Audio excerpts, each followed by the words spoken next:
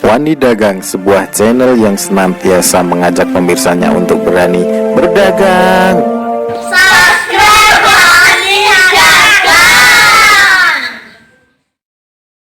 Ya, halo, assalamualaikum teman-teman Wani Dagang. Jumpa lagi bersama saya Hendy, penghuni channel Wani Dagang, sebuah channel yang senantiasa mengajak pemirsanya untuk berani berdagang. Baik teman-teman, pada kesempatan kali ini saya akan melanjutkan ngomongin emas. Kemarin sudah ngomongin tentang kelebihan memiliki emas, sekarang saya akan sharing yaitu kelemahan investasi emas.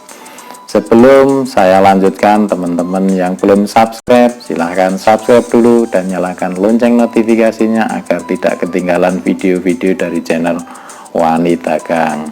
Yang sudah saya subscribe, saya ucapkan terima kasih.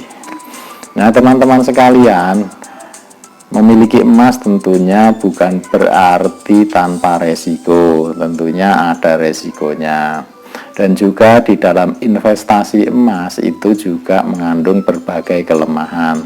Kita tahu bahwa investasi itu harapannya adalah orang yang menginvestasikan atau investor tersebut akan mendapatkan keuntungan. Nah, pada kesempatan kali ini, kelemahan dalam investasi emas itu apa? Nah, itu ada beberapa. Yang pertama adalah bahwa investasi emas itu ada resiko kehilangan ya. Resiko kehilangan itu kalau misalkan emas itu jatuh waktu perjalanan atau emas itu dicuri orang gitu.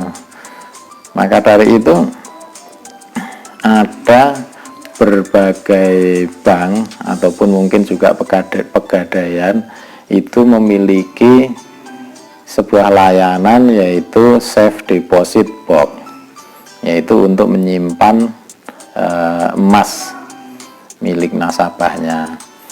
Nah itu, nah kalaupun misalkan emas dalam jumlah sedikit, ya tentunya nggak usah menyewa safe deposit box, itu tinggal disimpan aja di rumah, namun kita tahu bahwa cara penyimpanannya itu aman.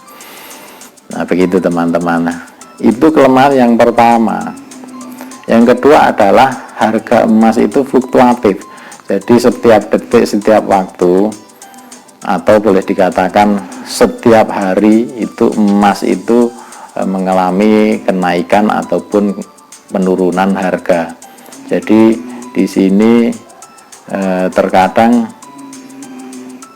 orang-orang yang memang belum memahami betul bagaimana investasi emas, ya nanti akan merasa menjadi korban dari naik turunnya harga tersebut. Nah teman-teman, itu kelemahan yang kedua. Jadi karena ini mengandung kelemahan yaitu harganya fluktuatif, maka dari itu investasi emas itu hanya untuk jangka panjang, tidak untuk jangka pendek. Jadi harus bertahun-tahun ya nyimpen emas itu. Kalau ingin cepat mendapatkan keuntungan, ya tentunya selain emas itu. Namun kalau misalkan teman-teman mempunyai uang lebih, mempunyai uang yang nganggur di rumah, atau mungkin ingin meningkatkan aset itu agar tidak terkena inflasi, ya boleh teman-teman menyimpan emas atau membeli emas dan menyimpannya. Itu yang kedua. Kemudian yang ketiga, bahwa kelemahan investasi emas itu adalah tidak begitu berdampak terhadap ekonomi real gitu.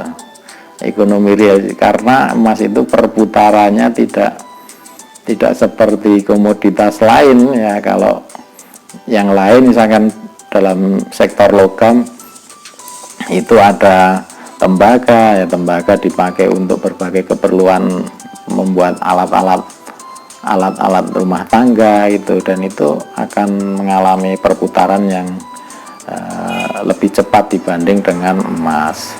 Kemudian kalau nikel itu dipakai untuk bahan baterai atau listrik, nah itu akan lebih cepat. Ataupun besi yang kita bisa jumpai, logam besi itu bisa digunakan untuk membuat banyak alat-alat, nah itu perputarannya akan cepat dan itu berdampak pada sektor ekonomi real. Berbeda dengan emas karena jumlahnya itu sangat-sangat sedikit di dunia ini, maka dari itu nyaris hanya disimpan saja, selebihnya itu dipakai untuk perhiasan. Maka dari itu tidak terlalu berdampak terhadap sektor ekonomi real. Lebih jauh lagi kalau misalkan kita bandingkan dengan sektor-sektor misalkan pertanian, itu yang nanti akan berdampak pada usaha-usaha kuliner dan lain sebagainya, itu perputarannya sangat cepat. Fashion juga cepat. Nah, ini berbeda dengan investasi di sektor tersebut itu. Nah, itu teman-teman. Kemudian kelemahan yang lain adalah selanjutnya adalah itu bahwa emas itu harganya akan stabil atau boleh dikatakan melambat ya, tidak naik-naik. Kalau misalkan kondisi ekonomi perekonomian stabil atau kondisi politik stabil, itu justru malah melambat itu. Melambat. Jadi pada saat kondisi baik-baik saja, nah itu harga emas nanti akan cenderung tidak mengalami kenaikan. Namun demikian, kalau misalkan kita tampilkan sebuah grafik itu selama 10 tahun ke belakang, ya harga emas tetap mengalami peningkatan itu. Jadi intinya emas ya tidak terlalu banyak untungnya dibanding dengan sektor yang lain, dengan komoditas yang lain. Namun emas ini bukan berarti tanpa resiko ya, ada resikonya kalau misalkan kita membeli dan menjual dalam waktu yang jangka pendek gitu. Nah, itu teman-teman kelemahan investasi emas. Nah, apa yang harus kita lakukan berkaitan dengan emas ya, teman-teman bisa memilih sebuah investasi. Apakah kalau memang teman-teman bisa memiliki bisnis plan yang perputarannya cepat, ya monggo silahkan itu dilakukan gitu.